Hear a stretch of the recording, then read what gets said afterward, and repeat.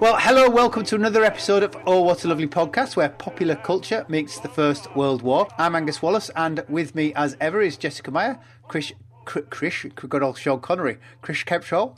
And with us today is Professor Mark Connelly from the University of Kent.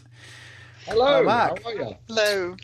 So we're going to be discussing the Christmas Truce of 1914, which in recent years, although it occurred to me they're not actually that recent years because it's 6 years ago now, was used for the Sainsbury's supermarket advert.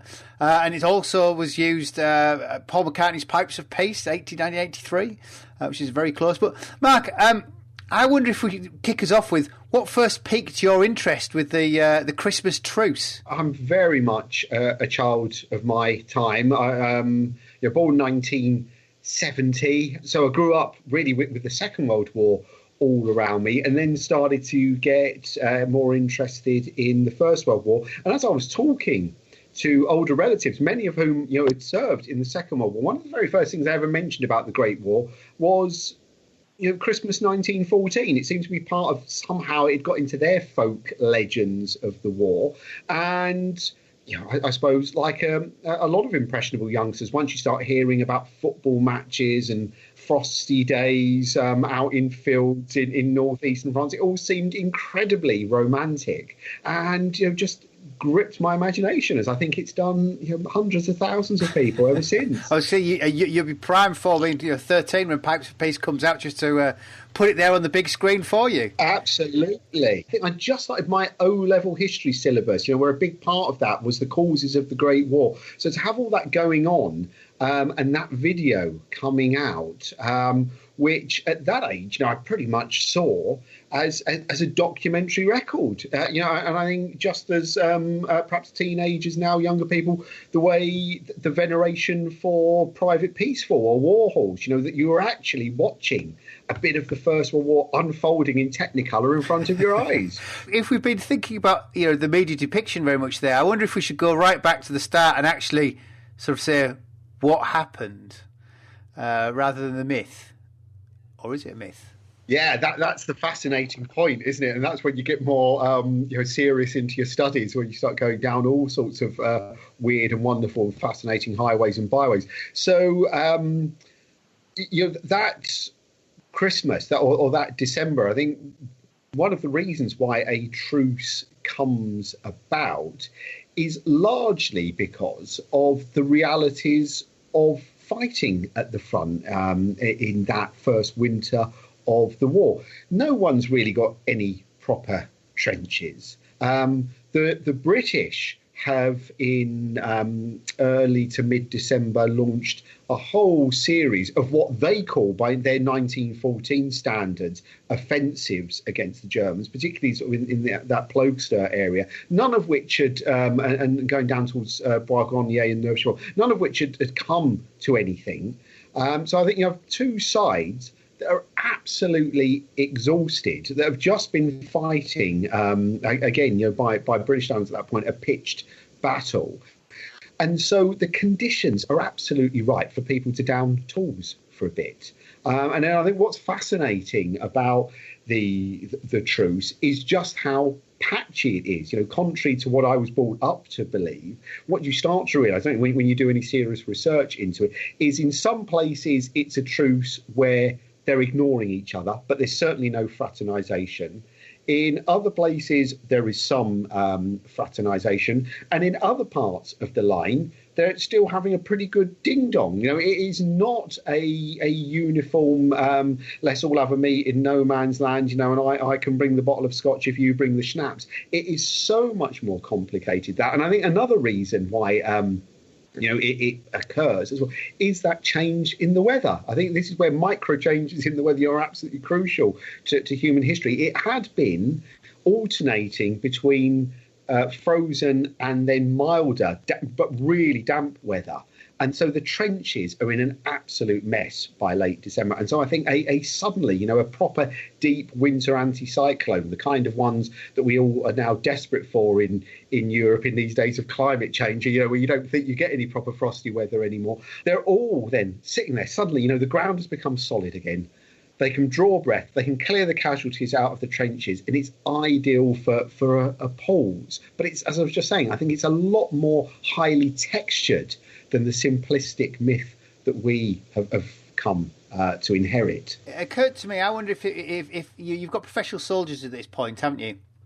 And I wondered if it's perhaps a curiously Western thing or civilization thing to remember it this way. Is it, when these men are coming out of the trenches? I mean, this is like tangent. Do we ever get any such truces in other wars that these men are drawing upon? Well, I think that's the important point, isn't it? And the way kind of Christmas 1914 stands out as if it's this entirely unique phenomenon. Of course it's not. In all wars, there have been truces, usually to get rid of the dead, partly for the sheer respect that humans have, for their fellow dead. And of course, particularly in static warfare, the problems that the dead are thought to bring for health purposes, apart from anything else. How do you keep yourself free from contagion? And all these beliefs, the body will undoubtedly be a great factory of diseases. So throughout human history, combat had been punctuated by truces, and it will carry on being. I think what's really fascinating about Christmas 14 is exactly that point you were making, Angus, which is that certainly on the British side, you've got the last remnants of a professional army. And interestingly, kind of given the ideology of humanity that we've put on that Christmas, we should almost strip it back to a good bit of British trade unionism. We are professionals, particularly from the other end. We do our job, but when someone tells us to knock off, we knock off work. And there's a big element, I think, of the Christmas truce, of professional soldiers saying, well, nothing much is going on. We've been doing our bit. This is downtime, lads. And so, I think there's a sort of temptation to read the encounters in No Man's Land as this kind of incredibly heartwarming moment of humanity coming together.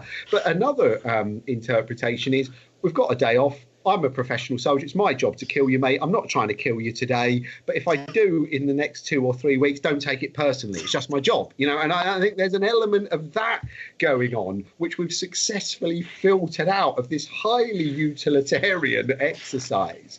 And thanks to a world that has inherited, a Victorian, Dickensian, rather slushy and sentimental format to Christmas, we've ladled onto it what we want it to be, rather than the slightly more, say, complex and nuanced story that it is. I mean, to extend on that, I'm just looking at a calendar of 1914, and the 25th of December was a Friday, so they are literally going into the weekend. This is a professional army that perhaps doesn't quite understand the full complexity of the German and even the French armies, of what conscription means for their social and cultural backgrounds of the men, but almost a sense, though, of two professional groups knowing that it's their job, knowing that they're trained to do this, exchanging courtesies over the weekend. And don't worry, say service will be resumed as normal. Don't take it seriously. It's the job, which then, in its own way, perhaps explains why you can see evidence, from certain French and Belgian soldiers who get very touchy about this. I mean, it's all very well, isn't it, for the British to see the Christmas truce as a heartwarming exercise. It's because it's not our country that's been invaded. It's not our families that are having their lives ripped to pieces in this way. If you're a Belgian soldier and perhaps you're from the east side of the country and you don't know what's happened to your wife, your kids, your mum, your dad, your brothers and sisters, then mucking around with the Germans on Christmas Day might seem a very, very different thing. It strikes me it's a peculiarly Anglo-Saxon lens through which to look at the war. I wanted to ask that, actually. Is there any evidence of anything similar happening in sectors where the French are, or is it just we're still trying to drive these invaders out of our country, regardless of what day it is? Yeah, there's a little bit of it, Jessica. Yeah, but nothing like the kind of intensive scale, and certainly nothing like the mythologization that has occurred in the British version of it. Wasn't there one French officer who writes, this is typical of the British. Once he hears rumours about it, they treat the whole thing as if it's a game and a sport. this isn't a game. It's almost the implications there. It's half time, so it's all right. Knock off for a bit, lads. This is very different.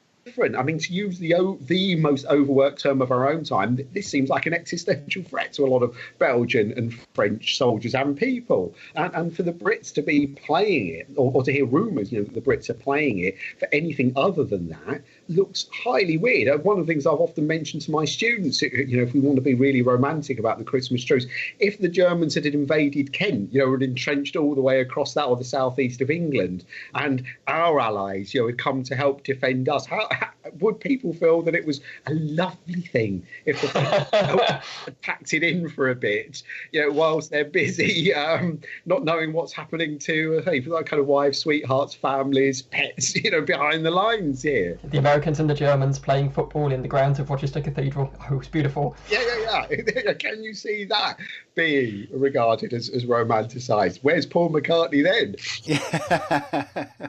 This does seem to get a life of its own. Presumably, that life starts in the media reports back at home in 1914 and into 1915.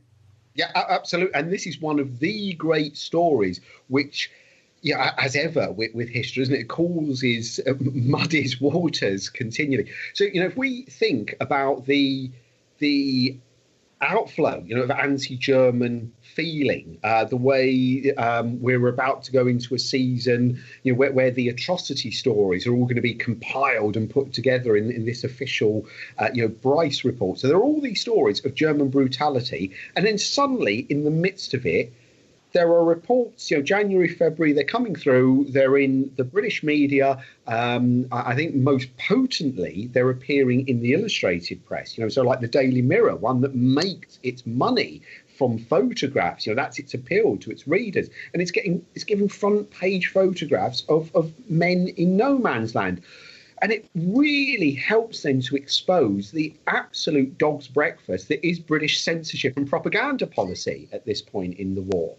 That they really are not controlling anything. It's a liberal government, for heaven's sake. These things are kind of antithetical to it. So, but there we see the great, really the outlines of the narrative as to what's going to grow up about this moment of humanity are actually there in wartime coverage. And people seem to be able to live in this double consciousness space, whereby they will be highly sentimental about this Christmas moment, and yet at the same time, can continually believe that the brutal Hun deserves everything that's coming his way. So there's a very interesting dual mindset that's going on in that early spring, the turn of the year 14-15, as this starts to come out in the British press. Does it then get forgotten for the rest of the war, or does it come round year on year?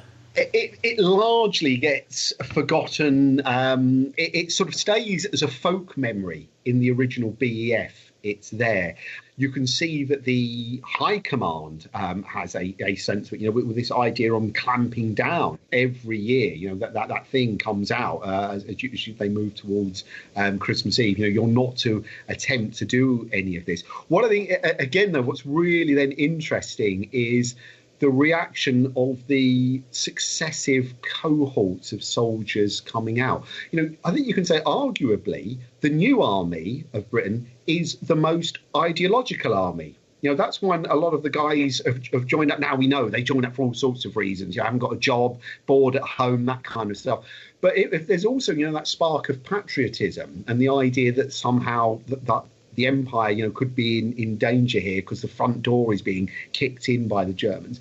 They're the ones who find it hardest to believe or get a concept of the Christmas truce. I'm trying to remember which old veteran it is, and it's in the Imperial War Museum sound archives, where he's asked about the Christmas truce, and I think he's a Kitchener volunteer, and he says, I think they made it all up. I don't think it happened.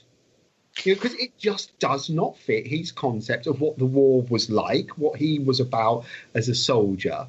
So I think it kind of goes, I say, into the original BEF's mythology. It's there. And of course, it will creep back into popular culture in the 20s and 30s, often through things like regimental magazines. So it remains quite a carpy thing It will be there in the regimental history.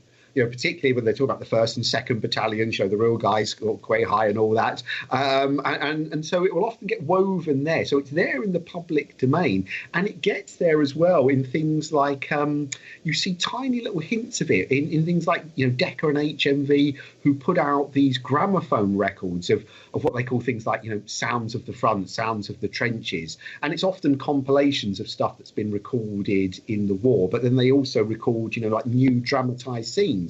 And some of those are Christmas at the front. And it's clearly ideas of 1914 that they're playing upon. So it's there. It's never absolutely massive. And I don't think it really gets its proper life until about the 50th anniversary of the Great War. I think it then starts to meet a need. It chimes in with an understanding of what the war was like and was meant to be about or not about, that the Christmas Truce really begins to wax much larger in the public consciousness. It's interesting what you say about the Decca records, because I've been trying to remember if it actually turns up in letters or if it's just in the memoirs, which of course are turning up in the 20s and 30s.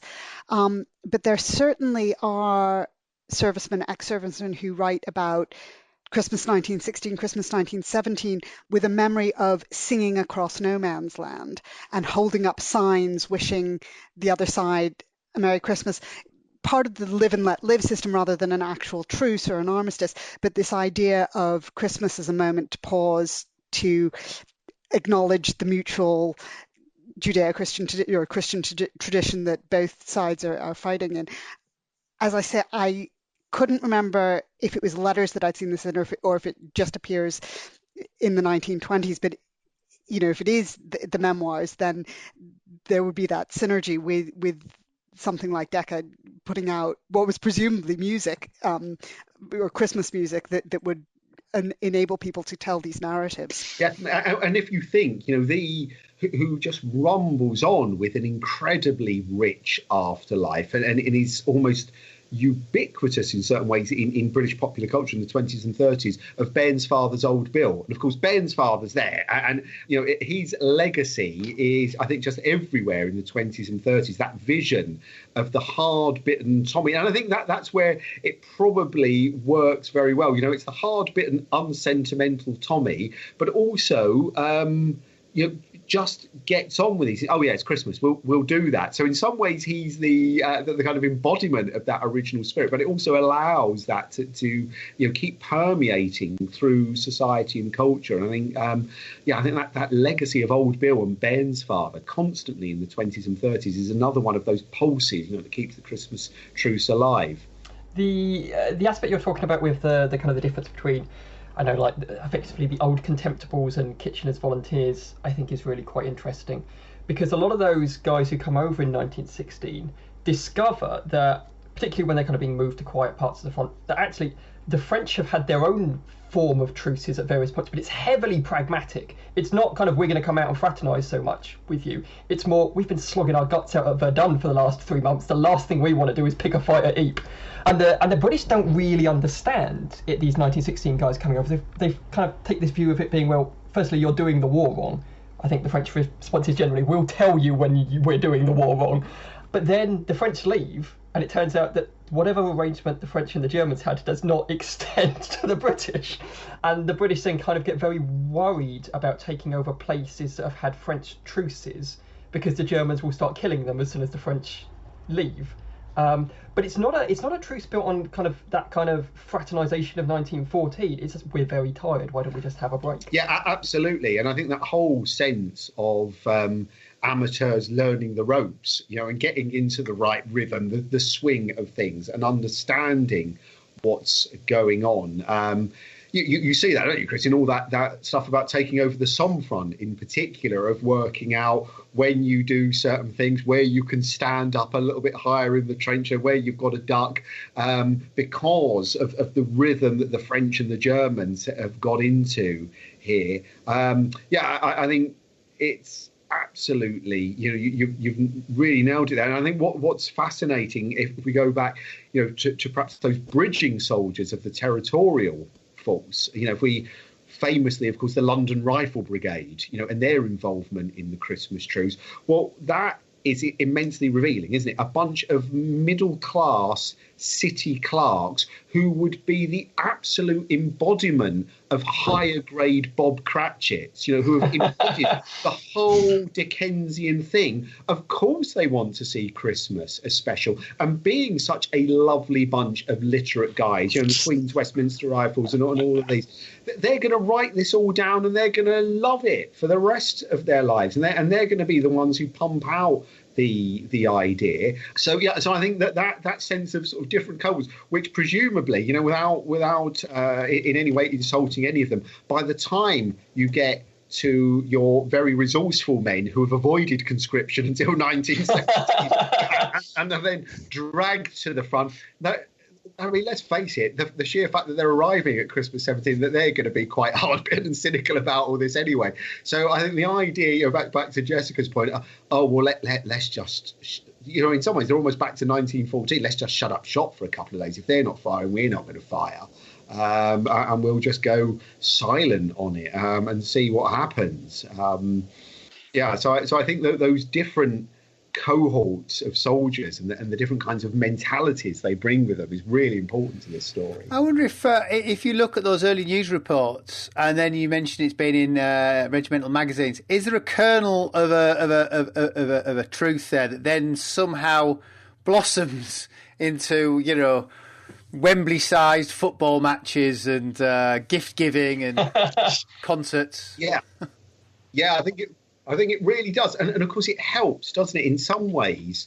We often talk about the importance of series like The Great War. But if you think of some of the most erudite and persuasive figures that are around by the 60s who are representing the other ranks and come to be seen as their spokespeople, it's people like Henry Williamson. And of course, he's got a very distinct take on all of this, and anyone who has watched that remarkable, if you watch the unedited interview for him in the Great War series, where he is kind of drifting into himself, but it's a highly constructed persona, and rather than pick apart Henry Williamson for being some kind of inveterate fantasist, and making up his memories, the fascinating question is to ask, why did he want to see himself like this? Why did he rehearse his memory and create it into such a dense narrative, which was all about, finding fellow young men on the German side and working out that there was really no difference between them, and that the real problem was the old guys who had got them into this. So, I think having that kernel there, and then, with the 50th anniversary coming round, and all those things that Dan Todman has written so wonderfully about a generation of guys who are just starting to reach the ends of their working lives and can start to pick over their memories that little bit more. That the scene is set really for the Christmas truce to start to become something, I think, very different. I think for a world which is expecting nuclear winter, the idea of a nice winter, in the midst of horror, is really persuasive and is very powerful. And, of course, will be picked up on, as we know, most potently in both the stage and then the screen versions of Oh, What a Lovely War. I mean, it's a central part of the narrative devices and conceits of those, stories, that we see the Christmas truce in a particular way. I could almost see the spectre of Oh, What a Lovely War and AJP Taylor slowly kind of wandering towards us. Curiously, I saw it in the background of us. That's how trying to get into the EU, and is almost a point of reconciliation, politically bubbling away in the background. I think very definitely, and the idea that there is a younger generation that isn't so obsessed with the idea of referring everything back to, New Zealand butter, and doesn't believe that, and can see that there are chums just over the water there. And please, mon général, do not say non again, because we are all chummy now. And of course, that in some ways, where perhaps we see that story coming out most potently is in that, the was it Anglo-French-German film, the Silent Night. Oh, crikey, what's the title of it? Oh, I think it is Silent Night, isn't it? Yeah, it is Silent Night, isn't it? Yeah. It is a remarkable film, isn't it? I mean, that's fascinating for telling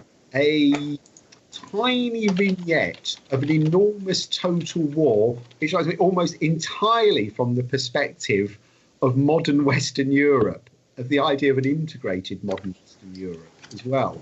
And you can almost go around there playing, tick the cliche bingo boxes, can't you? Nice Germans, check. Nice ordinary French and British soldiers, check. Nasty English officer, check.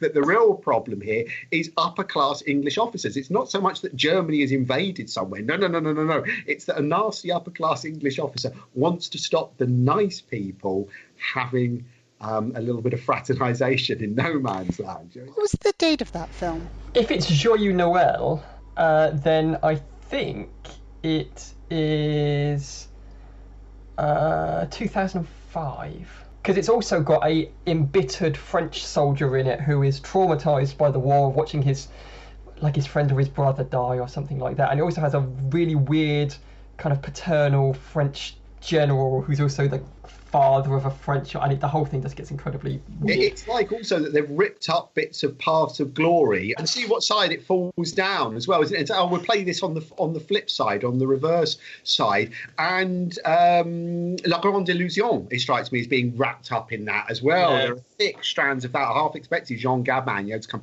wandering out with his wonderful Gallic profile and hair. And if only Edith von Stroheim had been CGI'd into it, I think that would have been magnificent. I reckon Kirk Douglas could have been in this film in 2005 without any problems at all. And with Eric and a monocle and a riding crop, and it would have been brilliant. Yeah. But it's interesting that you then trace a path from 1914 and something that is very British. We've just been discussing the sort of very, very British aspects of this truce that becomes something so European by a century later, nearly a century later. And that's a really interesting sort of imaginative path for the myth to have gone along. Yeah, and if some of that European path actually starts with that great moment, was it 96 at Verdun, with Cole and Mitterrand together, and therefore they're also looking round for yet more examples, of common humanity, of common ground in the midst of Holocaust, in the midst of disaster, and they start to pick up on it. And of course, I think we've also probably got to weave into this, thanks to his Anglo-Belgian status, the Michael Morpurgo effect. There is someone who has his one foot very firmly, in a particular type of English culture, and another one in a continental culture. And that private peaceful effect, I think, in there also, and the way it could be so easily translated, it's such a translatable and wonderful story, which younger people could pick up on. I think that's where we start to bring, this kind of, we stop it being a highly Anglo, in block capitals, German, perhaps, in slightly lesser font story, to a much more Western European one. Is that why football is so important to it then? Because it's one. I was thinking this before. Why didn't they play rugby? Well, the Germans wouldn't play rugby. Why didn't they play cricket? The Germans don't play cricket. Football is a curious working class leveller across the whole of Europe. Absolutely, yeah, and I think the fact that you can associate it with what have become the new heroes, the urban working class. There is also something very, it strikes me, kitchen sink drama about that little element, just as there is about POWs battalions, right? That's the glory of the 1st of July 1916. It's Coronation Street on the Western Front. I mean, that's what it's about. Yeah, I think giving it that sense of, as you say, a kind of working class identity of the everyman's sport that is also, one of the kind of cliches they put around football, isn't it? It's popularity is because it's such a simple game. So the simplicity of it, that you could kick a football around, allegedly do this in the middle of no man's land, no problem. And obviously, as we know, then even FIFA want to put their clause into it, and they want to use it to promote messages of how sport and reconciliation go together, so that you end up with a Christmas Truce football memorial, next to Prowse Point Cemetery there, and everybody, what was it, I think it was December 2014, wasn't it, that was unveiled, the world coming to West Flanders to say what a great thing the football match was, and what it shows about humanity, without really checking to see if both sides could field a full 11 and a couple of substitutes, But the BBC documentary that you sent us as prep for this episode, that was 1981, wasn't it? And it was interesting that then focused on football and the reports on football as one of the key bits of feedback. I couldn't quite gather from the documentary whether or not football was being made up, or if it actually did happen in very small dribs and drabs. I think they very carefully skirt round it because, as we know, the vast majority of the testimony about the match has an element of a bloke I know who knows a bloke down the pub who knows someone tells me that they had a football match. It's just like we all know someone who's in the SAS, don't we? That's all I ever get. Go to a pub. It was a bloke who I know's brother-in-law's next door neighbour's cousin went through the windows at the Iranian embassy, that, and now he works for a double glazing company. That's the kind of stuff you get. So yeah, there is an element of that, and I think Malcolm, being such a great documentary maker, being such a great teller of human interest stories, didn't want to trash it, but also knew, hand on heart, he couldn't quite say that it had happened. So he manoeuvred through that beautifully. And of course, it's interesting, isn't it, that he makes that 1976, that wonderful documentary about the Battle of the Somme with Martin Middlebrook for the BBC. I saw it repeated as a teenager in 1986. It was made for the anniversary 10 years earlier. It was just absolutely knocked out by it.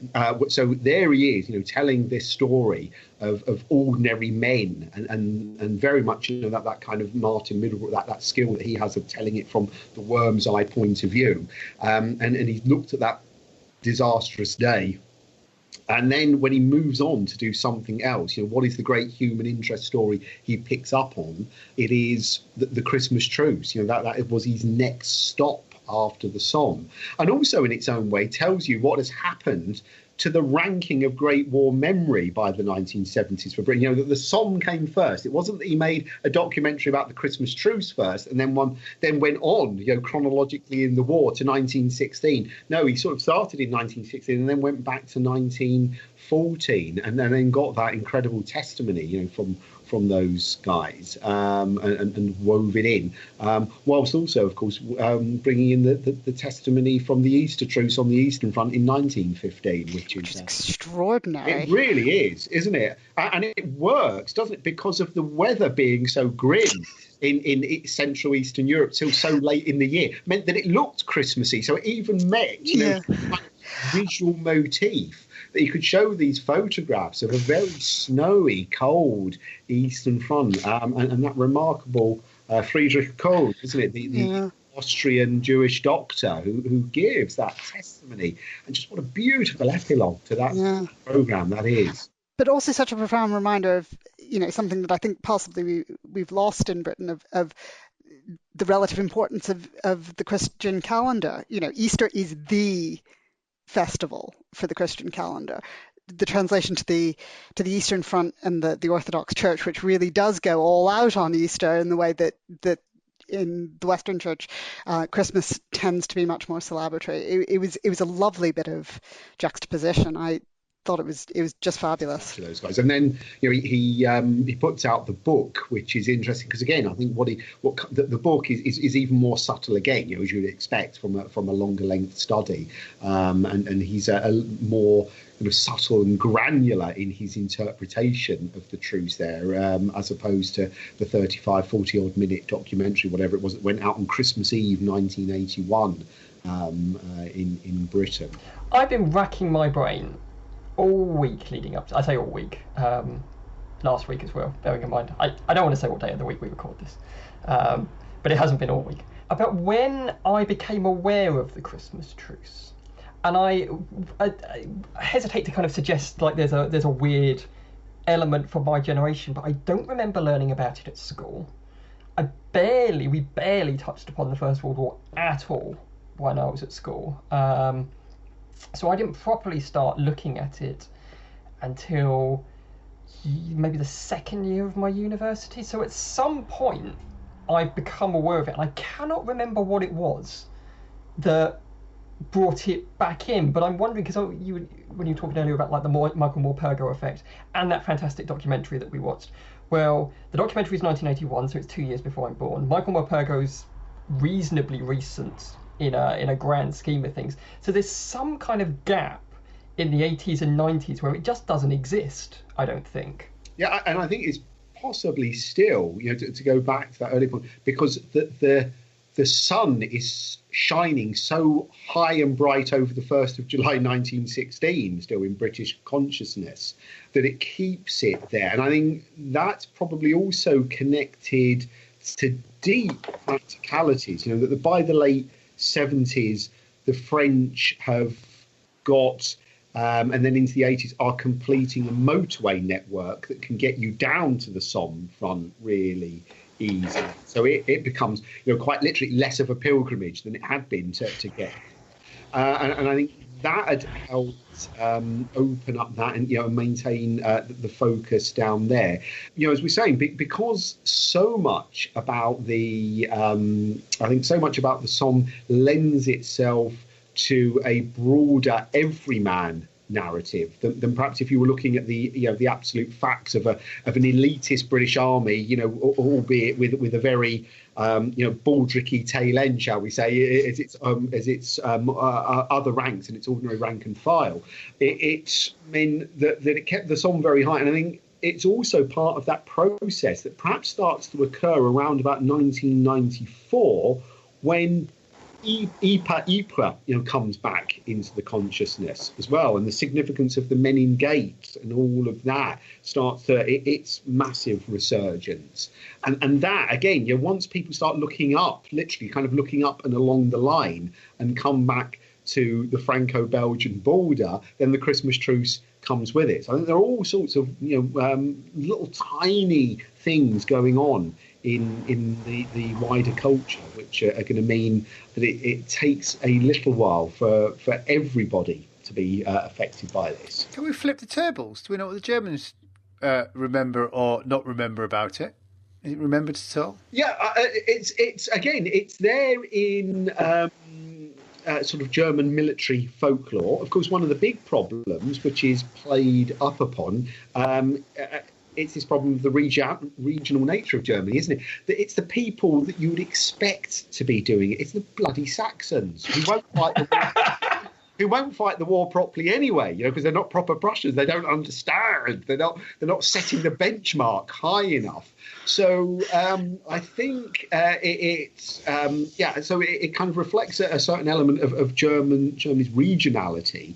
The other reason why I think, though, it goes missing a little bit in sort of German popular culture and even in German military culture is, partly they don't know what's going to happen, which is in just over 20 odd years' time, tons of their military records are going to be bombed out. So how are you going to reconstruct the history of this? It literally becomes much, much harder.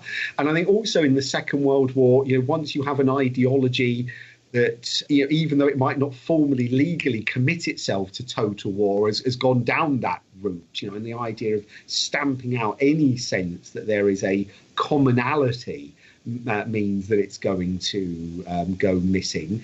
And there's also, I think it doesn't suit particularly the Nazi regime in the 30s to do anything that's in any way connected with, or looks as if it's connected with, a paternalist Kaiserreich idea of the nation, and how it expressed itself. Because, of course, once you start unpacking the Christmas Truce, you've also got to go into all that stuff. What is it about the German army, being strongly encouraged by the Kaiser to spread Christmas trees, all of the little treats that went out to soldiers that year, just as they were distributed amongst British soldiers. So I don't think any of that suits a new ideology in Germany.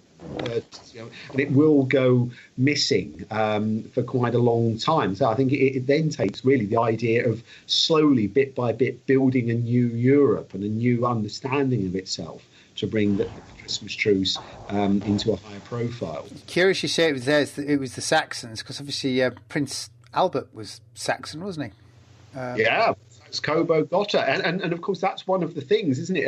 And what is it? One of the soldiers, and I can't remember whether this was being asked in later life, and I'm sure it was an LRB soldier, or it could even have been Henry Williamson, someone will know correctly, who says we were standing there, and the guy said to me, "We are Saxons, you are Anglo-Saxons. Why are we shooting at each other?" And that. That's just so beautiful. I mean, it has all of the artifice of post-facto art, doesn't it? I'd love to think that it happens, but it just seems a little bit too contrived. But and you certainly see that some of the problems of the truce tend to be when elite units, or certainly if there are Prussian units, just as we know from Tony Ashworth and all that studies of the live and let live system. You didn't want to come in opposite.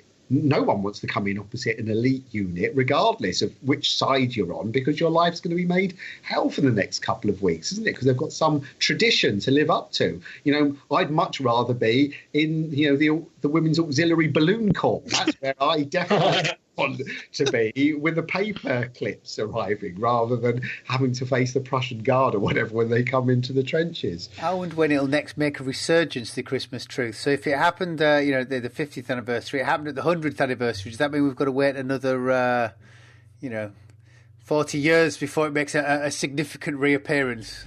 It's happening now, because all of the talk about, again, without wanting to horrendously date this, but given that this is going to be our Christmas special, a lot of the conversations that you see taking place at the moment about imminent lockdowns and dealing with coronavirus are being couched in the language of, if we do this, we can have a Christmas truce.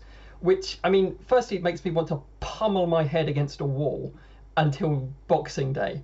But it's such a peculiar kind of thing to reach for.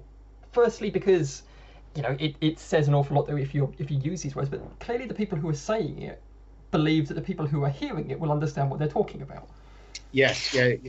I think the idea of there's a sense in which there is a shared cultural touchstone out there. I think is thought by a lot of people, shall we say, of a certain age and a certain background. But that also then brings us back to the wider point about why do we constantly use Blackadder as this cheap whipping boy for the idea that it peddles myths about the Great War. Well, come on, what did anybody think it was going to do? This isn't. It wasn't meant to do anything else, right? It's a brilliant comedy, okay? But we all know, don't we, that if we use Blackadder, if I try and use that with my kids now, they haven't a clue what any of that is about. They don't get any of it whatsoever. I'm hoping one day they will. Laugh their heads as well. That's what I want them to do, is laugh their heads off. But I'm not sure what the future is of the Christmas truce. But your point, Chris, I think is absolutely fascinating. Will we see this year, if there is some kind of thawing, shall we say, in the position we're in around about the Christmas holiday season? Is that going to be the term that's bunged around right, left, and centre? I mean, the thing is, there's so much around the coronavirus, to get off the Christmas truce and on to my personal bugbear, which is conflating medical history and the current situation. To talk about anything as a war on coronavirus, which is when you talk about having a Christmas truce, that's the implication. It's like, well, the Spanish flu wasn't a war on the Spanish flu. The Spanish flu was associated with the war because of an actual war between human beings. You can't treat medicine as a war, which rather, as I said, that's my personal, the medical historian going, no, you just can't do that. Which I think is how Mark, you must sometimes feel about some of the ways in which the Christmas truce is used in popular culture. Yeah, absolutely. And no one minds, I suppose, the stripping down of it to an absolute essence. But if it is going to be used as the background to selling chocolate bars, I've got no problem with that whatsoever, really. I could even suppress the absolutely anal little, Osprey men-at-arms reading person. They didn't have trenches like that. That's a very authentic trench, but I don't think that was like that in December 1914. That was. I'm sure it wasn't like that. I can forget all of that. There is a bigger point being made here. I think it's always that scary thing for a historian, isn't it? About just at what point do you think, or what point do you even have a right to say, I think it's now becoming pernicious or a problem, or it's skewing an understanding so much that it's actually becoming dangerous for us. Unfortunately, I'm far too cowardly to abrogate that power to myself on anything. I just let people use it as they want and let others wade in to the argument. But now I suspect that I do suspect that the Christmas truce will rumble on, not in our kind of immediate to medium-term future, not least because it might become useful to those in a few years' time who might want to advocate Britain going back into a certain union. Yeah, and it might, or even by those who are opposed to it, might find somehow a way of weaving it in, to their narrative. So I think the Christmas truce is probably going to bounce around for quite a few years yet. And I wouldn't at all be surprised if it's a kind of reverse Brexit manoeuvre that it becomes attached to. I only have one last question. I'm sure you guys might have others, but how much of a football match, I mean, you've kind of hinted at this, was there? Because I noticed the Imperial War Museum website states impromptu games of football games took place. Wikipedia, men played games of football with one another. And I thought, well, how much proof of these games of football do we have, or is it, or was a football present, and that's about where it started? That one is really fascinating. I'm just trying to remember the name of the chap who wrote the really interesting article. Where he kind of forensically got involved in all evidence of this. Was that Taff Gillingham? It was. There was another guy. Okay. Oh, yeah, I know Taft's very, very interested. I know he's done some quite forensic work on it. Yeah, and sort of in one sense, as we've just been saying, we know that football is the mass game. It's highly likely, even if they didn't have a football, that someone somewhere was kicking around a bully beef tin, even if it was just amongst them. So I've got no doubt that someone somewhere, a couple of blokes larking around, next thing you know, someone is having a tetanus injection because they've fallen over on a rusty tin. So I think we've kind of got to disaggregate this sense of there being a kinematograph VAR going on, somewhere, and they are looking at the offside rule. So I'm sure, even if, say, it was just like someone had a rubber ball in their pocket that someone kicked it around somewhere, even if it was just amongst their own mates. But what is absolutely fascinating, and is so often when you see this story being chucked out there, that the image they rely upon is a bunch of guys on the Salonican front kicking a football round, and it's that famous one, was it? They're both of them, I think, going up for a header. Yeah. And it's used again and again and again. And you're thinking, well, I know it got very cold on the Salonican front in midwinter, but this looks like a baked pitch in midsummer, and they're probably about to get malaria. Why are we using this image? So again, it's that fascinating juxtaposition of sort of dragging, because we all want a good visual image.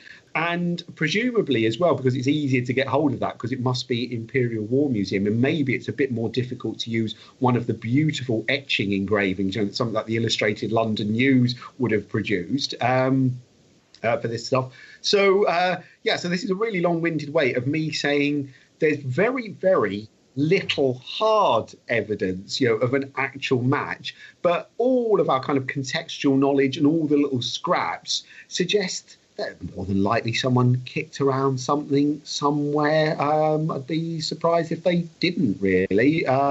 But no, I do not see, Kenneth Wolstenholme saying some people are on the pitch, they think it's all over. I don't see Jeff Hurst, I don't see any of that going on here. nothing to that level. I've got this brilliant mental image of like a British soldier kind of invalided back home for a while. Everyone's like, oh, what happened to you during the fight? Yeah, I tore my hamstring in the second half on 25th of December. It was hell over there. Shit ligament injury. I was never the same ever again. Yeah, I lost all my pace. No, exactly. That was me out for the rest of the war. One sliding tackle, Bois Grenadier, all out, finished. Yeah. I mean, the weird thing from my perspective is that Salonika image happens to be the one that Joanna Bourke uses on the front cover of Dismembering the Male, which is how I came to it. I'm not a football fan. I'm an American, so the Christmas Truce just didn't come into my knowledge of the war. So that was my first exposure to that image, and then it becomes this. Yeah, and I think it's increasingly become, in the last few years, the image of football and the Christmas Truce, which is interesting. If only because of how much money the Imperial War Museum charges for the use of its images, that it should have, been picked up to that extent. Yeah, absolutely. And as you say, it's kind of become iconic of the thing with. And I very rarely see, perhaps it's because I'm not studying it hard enough, I very rarely seem to see, any kind of little footnote where someone is explaining, oh, by the way, we've used this because it's a good image. In fact, it's guys a good few hundred miles away a couple of years later. No one seems to fess up to that. They leave you believing that it's something from the time. And as we do have, I mean, even the documentary that you show, but there are quite a lot of photographs of the Christmas truce of the soldiers fraternising with each other. You'd think if there was some kind of organised event taking place, that one of these chaps with a camera might go, you know what, I've already got 27 pictures of us all standing next to each other. Why don't I take a photograph of this? Exactly. Yeah, you definitely. And again, we're back to that point, aren't we? Where we can see that British censorship is all over the place. You've got these guys who are busy. And again, often from units like the London Rifle Brigade. So, just the kind of guys that can afford a little vest pocket Kodak and pull it out and get these things. And isn't it one of those beautiful bits of testimony? Was it the Germans want a truce on New Year's Day because they want to see how the photos have come out? That one of them is going to run them into a chemist in Bethune or something and get this back. I just love that. But yeah, it is truly bizarre, and we don't even get the equivalent of Captain Edmund Blackadder's heat map of the match. I was here. No one is actually marking out in their diaries or anything exactly where they were, whether it was claimed that they were offside or how much mileage they'd run through during the match. There just isn't really that kind of evidence. And yet, we do know guys who were surprised about what schnapps tasted like or what a cigar, because they were used to smoking cigarettes. And all of those micro details are there in the evidence. And yet there's so little on that. And there are material objects, aren't there, that made it back to the home front, the mementos that were swapped that then get sent home with I got this from a German bloke on the Western Front, which then get passed down through families with the mythology that attaches to it. Just like that story they wove into Oh What a Lovely War, don't they, about the guy, what is it, who says, the German guy who says, I think he had a girlfriend in Suffolk, didn't he? And he'd had to, because he'd been mobilised, he'd gone home, and he'd also left his motorbike, like in their barn in Suffolk or whatever it was. And so lovely little stories like that are there, and they make their way, into this iconic thing of Joan Littlewood, and then into the film version as well. And yet, even Joan really and Richard Attenborough steered clear of a deep cross coming in from the left. I mean, they didn't do that at all. Have we mined the truce? I think to an extent we've managed to avoid ruling out the possibility of future funding from Sainsbury's. they might still sponsor us. Which is our ultimate goal. Which is our ultimate goal. Riches. So what are we talking about next time, Chris? That's an excellent question, Angus. I'm hoping. I think we're going to go into games. I feel games is the next approach. Maybe if we line up Holly Nielsen to kick us off, and then we'll have a little short run of episodes for games. Well, wonderful. Thank you very much for your time, Mark. That was superb. And I guess we'll see you all again in the new year. Yep. Yes. Anything more that you want help with, just give me a nudge. Really happy. This was an absolute pleasure to be involved. Thank you so much for the invite. Really enjoyed it. And we should say a Merry Christmas to all our listeners. This is our Christmas special. Yes, I'm going to be very upset if we don't refer to this in the advertising as ho, ho, ho, what a lovely podcast. Indeed. So a Merry Christmas and a Happy New Year, if such a thing can be wished in 2020. Yeah, well, yes. We'll see what happens in 2021 even. Indeed. Oh, oh, oh, it's a lovely war. Oh, we want with eggs and ham when we got plum and apple jam. Comfort, Richard, how can we spend the Olivia? Oh, oh, oh, it's a lovely war.